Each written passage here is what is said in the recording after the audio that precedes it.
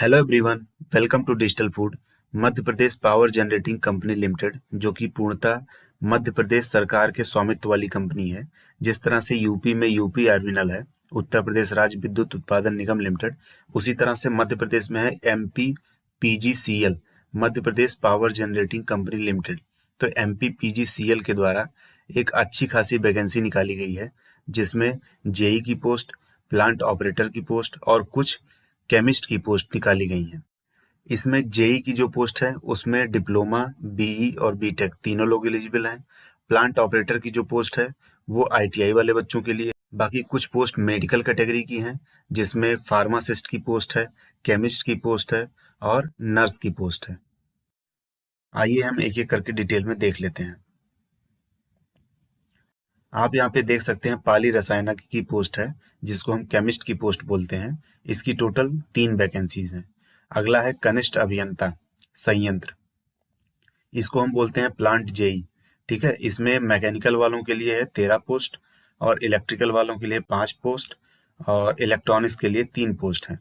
ठीक है, अगला है आपका कनिष्ठ अभियंता सिविल। कनिष्ठ अभियंता सिविल मतलब जेई सिविल, इसमें टोटल 6 पोस्ट हैं। फिर अगला है संयंत्र सहायक, इसको बोलते हैं प्लांट ऑपरेटर। इसमें एक मैकेनिकल का है और एक इलेक्ट्रिकल है। ठीक है, मैकेनिकल में 83 पोस्ट है और इलेक्ट्रिकल में है 56 पोस्ट है। और अगला है आपका औषधि संयोजक, इसको बोलते हैं फार्मासिस्ट। फार्मासिस्ट की पोस्ट है 8 टोटल। और अगला है स्टाफ नर्स। स्टाफ नर्स की टोटल पोस्ट है 14। इस तरह से कुल मिला के जो पोस्ट है वो 191 पोस्ट इन्होंने निकाला है। नोट में इन्होंने बताया है कि जो संयंत्र सहायक संवर्ग की पोस्ट है, पद कोड 006 और पद कोड 007, यही जो मैंने अभी आपको बताया कि जो मैकेनिकल और इलेक्ट्रिकल वाला प्लांट ऑपरेटर की पोस्ट है, इसमें केवल और केवल मेल कैंडिडेट ही अप्लाई कर सकते हैं। अगला है चयन प्रक्रिया। चयन प्रक्रिया जो आपका सिलेक्शन प्रोसीजर है वो केवल और केवल आपके सीबीटी बेस्ड होगा। ठीक है, आपका एक कंप्यूटर बेस्ड टेस्ट होगा और उसी के मेरिट के आधार पर आपका सिलेक्शन किया जाएगा। टोटल 100 अंकों का सीबीटी होगा। ठीक है, प्रत्येक क्वेश्चन के लिए एक एक अंक निर्धारित होगा और इसमें कोई भी निगेटिव मार्किंग नहीं होगी। आवेदन शुल्क की बात कर लें तो आवेदन शुल्क में आप देख सकते हैं जो यूआर कैटेगरी के कैंडिडेट्स हैं उनके लिए 1200 रुपये रखी गई है। और जो मध्य प्रदेश के अनुसूचित जाति, अनुसूचित जनजाति, अन्य पिछड़ा वर्ग मतलब ओबीसी, दिव्यांगजन और ईडब्ल्यूएस कैटेगरी के बच्चे हैं, उनके लिए फीस है 600 रुपये। आवेदन कैसे करें? आवेदन करने के लिए आपको एमपी पीजीसीएल की जो ऑफिशियल वेबसाइट है, ठीक है, mpgcl.mp.gov.in, इसी पे आपको लिंक प्रोवाइड किया जाएगा और वहीं पे आप जाके डायरेक्ट अप्लाई कर सकते हैं। अप्लाई करने के दौरान आपको ये इतने सारे डॉक्यूमेंट्स की ज़रूरत होगी, जिसमें है आपका हाई स्कूल की अंक सूची, मध्य प्रदेश का अस्थायी निवास प्रमाण पत्र, अगर कोई वहाँ का जो है मध्य प्रदेश का निवासी है तो उसके लिए निवास प्रमाण पत्र लगेगा। जाति प्रमाण पत्र, अगर वहाँ का मध्य प्रदेश का निवासी है तो उसके लिए जाति भी लगेगा। आय और संपत्ति का प्रमाण पत्र लगेगा जो भी ईडब्ल्यूएस के कैंडिडेट हैं उनके लिए। दिव्यांगता प्रमाण पत्र लगेगा जो मध्य प्रदेश के मूल निवासी पीडब्ल्यूडी कैंडिडेट होंगे उनके लिए। अगला है जो भी आपकी एजुकेशनल क्वालिफिकेशन है उससे रिलेटेड जो आपका प्रमाण पत्र रहेगा, सर्टिफिकेट रहेगा, वो आपका लगेगा। और आवेदक का नवीन छायाचित्र, आपका रिसेंट फोटोग्राफ और सिग्नेचर। और अगर आप एज में रिलैक्सेशन के लिए कोई भी क्लेम करते हैं तो उसके रिलेटेड आपको सर्टिफिकेट प्रस्तुत करना पड़ेगा। यहाँ पे डेट देख लेते हैं कि कब से कब तक इसको अप्लाई करने की डेट इन्होंने दी है। आवेदन पोर्टल ऑनलाइन पंजीयन एवं आवेदन प्रारंभ होने की तिथि, जो अब रजिस्ट्रेशन स्टार्ट होगा वो 2 अप्रैल से स्टार्ट होगा 10:30 बजे से सुबह। और रजिस्ट्रेशन कंप्लीट, रजिस्ट्रेशन की अंतिम तारीख जो है वो 30 अप्रैल को रखी गई है। ठीक है, रात के 11:55 तक। विभिन्न पदों पर आवश्यक शैक्षिक योग्यता की अगर बात करें तो जो केमिस्ट वाली पोस्ट है, ठीक है, जिसका पद कोड है 001, इसमें इसके लिए जो शैक्षणिक योग्यता है उन्होंने क्या रखी है कि एमएससी आपके पास होना चाहिए। ठीक है, केमिकल में आपकी एमएससी होनी चाहिए। ठीक है, रेगुलर। अगला है आपका कनिष्ठ अभियंता संयंत्र मतलब जूनियर इंजीनियर प्लांट के लिए जो मैकेनिकल वाली पोस्ट है, इसमें आपका मैकेनिकल इंजीनियरिंग में या तो आपका डिप्लोमा हो या बीई हो या बीटेक हो या अथवा आपका एमआई की डिग्री भी चल जाएगी। अगला है कनिष्ठ अभियंता संयंत्र इलेक्ट्रिकल, जेई इलेक्ट्रिकल की जो पोस्ट है, पद कोड है 003, इसमें आपका इलेक्ट्रिकल हुआ या इलेक्ट्रिकल एवं इलेक्ट्रॉनिक्स इंजीनियरिंग में आपका डिप्लोमा या बीई या बीटेक या फिर एमआई होना चाहिए। अगला है कनिष्ठ अभियंता संयंत्र इलेक्ट्रॉनिक्स, जेई इलेक्ट्रॉनिक्स में पद कोड है 004। इसमें इलेक्ट्रॉनिक्स, इसमें कई सारे ब्रांचेज हैं, इलेक्ट्रॉनिक्स है, इलेक्ट्रॉनिक्स एंड इंस्ट्रूमेंटेशन है, इलेक्ट्रॉनिक्स एंड टेली कम्युनिकेशन है, इलेक्ट्रॉनिक्स एवं कम्युनिकेशन और इंस्ट्रूमेंटेशन एवं इंस्ट्रूमेंटेशन एवं कंट्रोल इंजीनियरिंग में आपका डिप्लोमा या बीई या बीटेक अथवा एमआई की डिग्री होनी चाहिए। इलेक्ट्रॉनिक्स वाले में क्या होता है कि इलेक्ट्रॉनिक्स कोर इलेक्ट्रॉनिक्स भी होता है और कई सारे कंबाइंड में इलेक्ट्रॉनिक्स की ब्रांचेज होती हैं, इसलिए इन्होंने लगभग सारी ब्रांचों को एलिजिबल किया हुआ है। अगला है आपका कनिष्ठ अभियंता सिविल, जेई सिविल में पद कोड है 005।